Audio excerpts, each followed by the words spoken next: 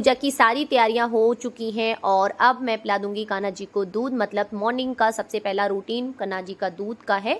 So hello friends, welcome back. आप सभी का स्वागत है इस न्यू वीडियो में, जो कि आज के छठे दिन का है। मतलब नवरात्रि के 6 डेज का छठे दिन का है।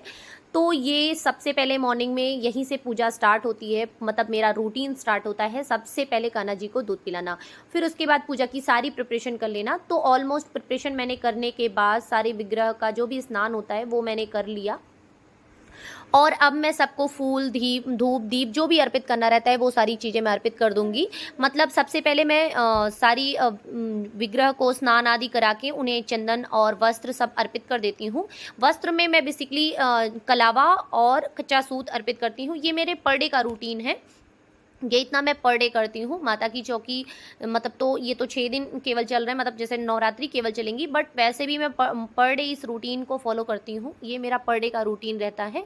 तो इसके बाद मैं साथ के साथ माता को भी फूल, धूप, दीप और जो है समी पत्र, बेल पत्र और कुश, मतलब जो भी अर्पित करना रहता है सारी चीज़ें मैं अर्पित कर दूंगी। फूल, मतलब जैसे ये सारी चीज़ें करने में मंदिर में थोड़ा सा टाइम लग जाता है, जस्ट बिकॉज बहुत सारे विग्रह हैं, बहुत सारी प्रतिमाएं हैं।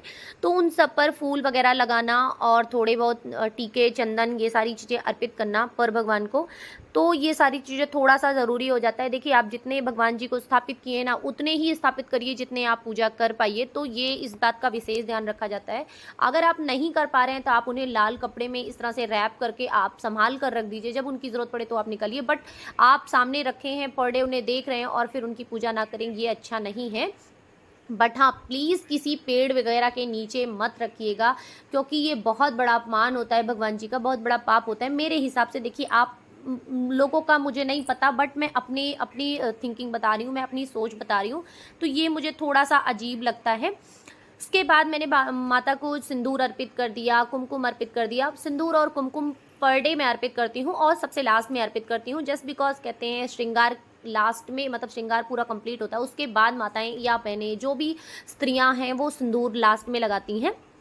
तो इस हिसाब से मैं माता को सिंदूर सबसे लास्ट में, मतलब उनका श्रृंगार कंप्लीट करने के बाद उनको सिंदूर लगाती हूँ लास्ट में।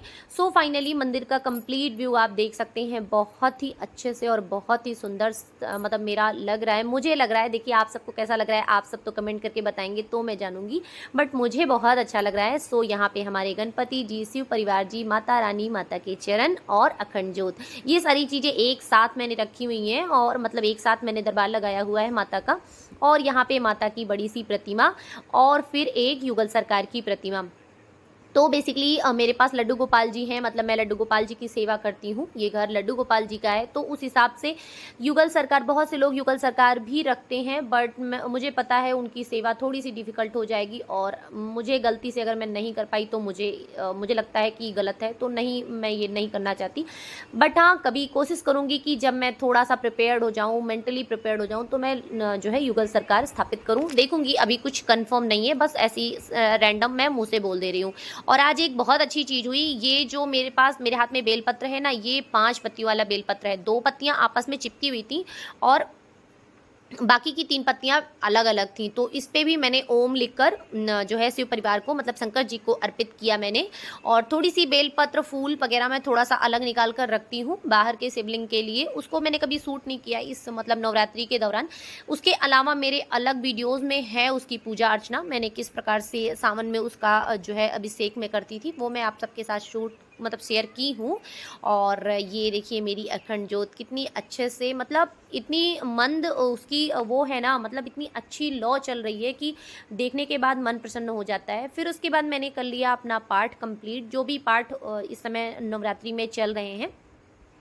हाँ, बस ये बात का ध्यान रखिए कि पूजा बहुत ही रिलैक्स मन से करिए। कभी भी जैसे ना सब लोग जा रहे हैं, आ रहे हैं, उस झकझक में पूजा नहीं करनी चाहिए मेरे हिसाब से।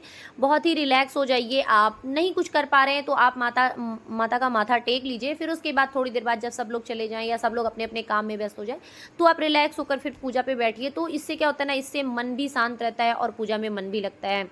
उसके बाद हो गई छोटी सी हवन, जो कि पर डे होती है नवरात्रि में।